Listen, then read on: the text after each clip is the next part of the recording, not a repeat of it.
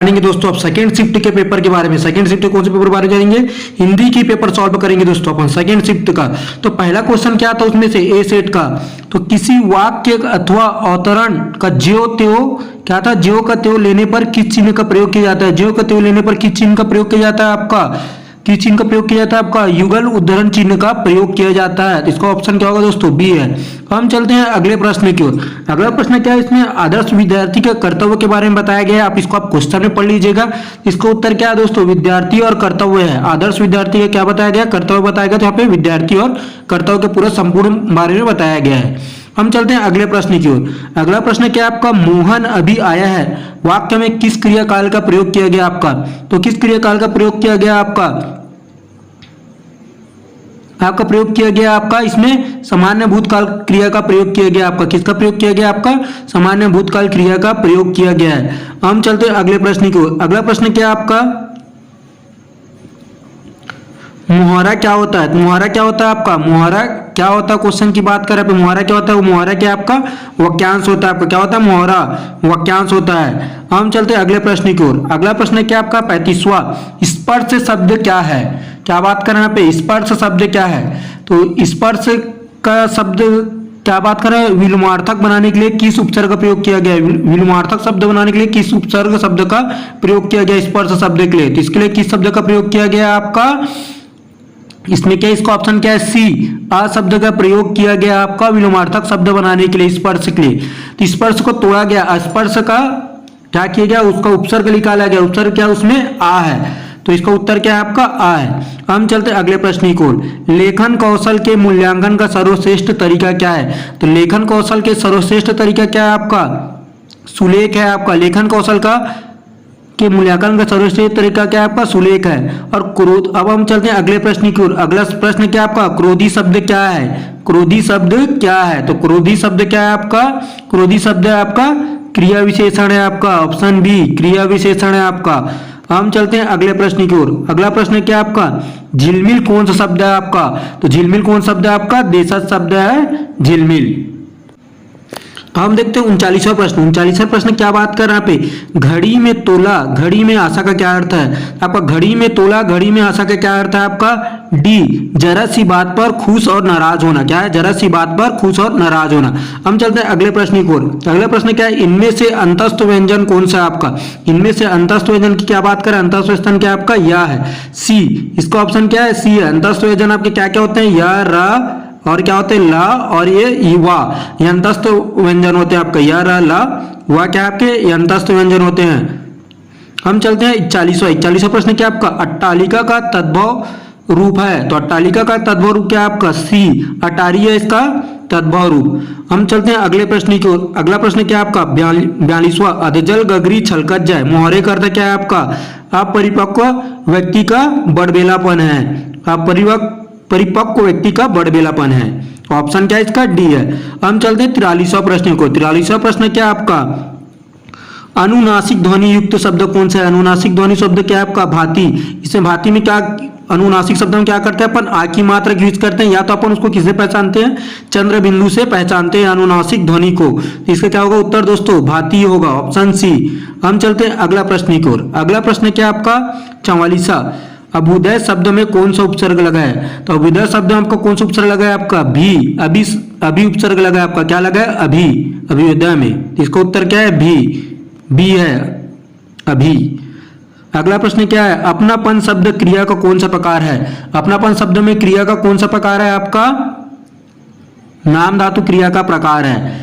अगला प्रश्न है क्या है आपका? 46वां। मौन पाठन का मुख्य उद्देश्य क्या है? मौन पाठन को मुख्य उद्देश्य क्या है आपका?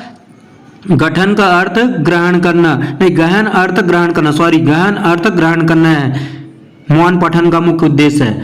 अगला प्रश्न क्या आपका? 47वां। जग जीवन में जो चीर महान हो, इसको आप पढ़ सकते हैं दोस्तों। जग जीवन में जो चीर महान हो, 47वां। इसका उत्तर क्या होगा? इसका पूरा सार दिया यहाँ पे चीर महान के बारे में पूछा गया है। जग जीवन के चीर महान के बारे में पूछा गया। और यह कविता किसके द्वारा लिखा गया? सुमिंद्रनंदन पद के द्वारा। इसमें क्या बात कर रहा है? जो सत्य है और सुंदर से संपूर्ण हो, चीरमान का किसे कहा गया? इसमें इस पंक्ति में चीरमान किसे कहा गया? जो सत्य और सुंदर से संपूर्ण हो, उसे चीरमान कहा गया है। हम बात करते हैं अगला प्रश्न, मुझे किस प्रकार का सर्वनाम है। मुझे किस प्रकार का सर्वनाम है आपका, उत्तम पुरुष सर्वनाम है आपका। 46C उत्तम पुरुष क्या है, सर्वनाम है।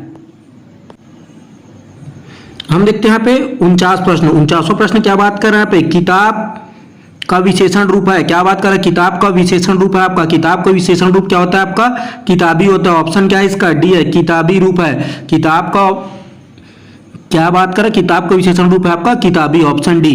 हम बात करते हैं 50, कृपया बैठ जाइए कौन सा वाक्य है। कृपया बैठ जाइए में कौन सा वाक्य है आपका, आज्ञावाचक वाक्य आपका। कृपया बैठ जाइए आज्ञावाचक है। हम बात करते हैं तुम बालक जाओ, किस प्रकार का उपनाम है। इसका उपनाम का आंसर नहीं मिल पा रहा दोस्तों, लेकिन मेरे ख्याल से इसका ऑप्शन होना चाहिए तुम बालक जाओ। इसमें क्रिया विशेषण उपवाक्य होना चाहिए, इसको आप एक बार चेक कर लीजिएगा दोस्तों।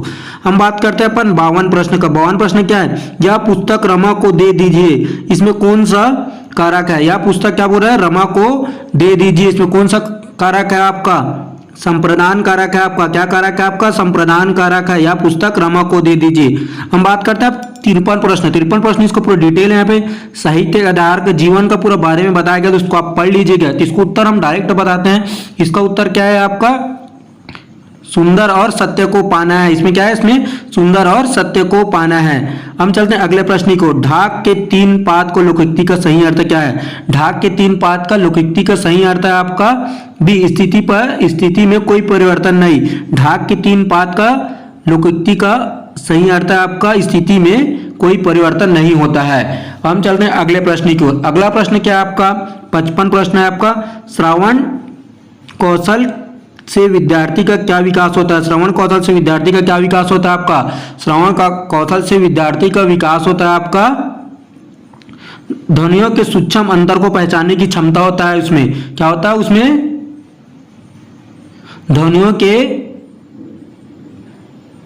सूक्ष्म अंतर को पहचानने की क्षमता होता है उसमें। हम बात करते हैं अब अगले प्रश्न की ओर। अगला प्रश्न क्या है, वाक्य के वचन संबंधी शुद्ध वाक्य क्या करना है यहाँ पे, चयन करना है। तो शुद्ध वाक्य क्या है यहाँ पे आपका, 3 घटनाएं घटित हुई। यहाँ पे क्या इसका शुद्ध वाक्य क्या है आपका, 3 घटनाएं घटित हुई।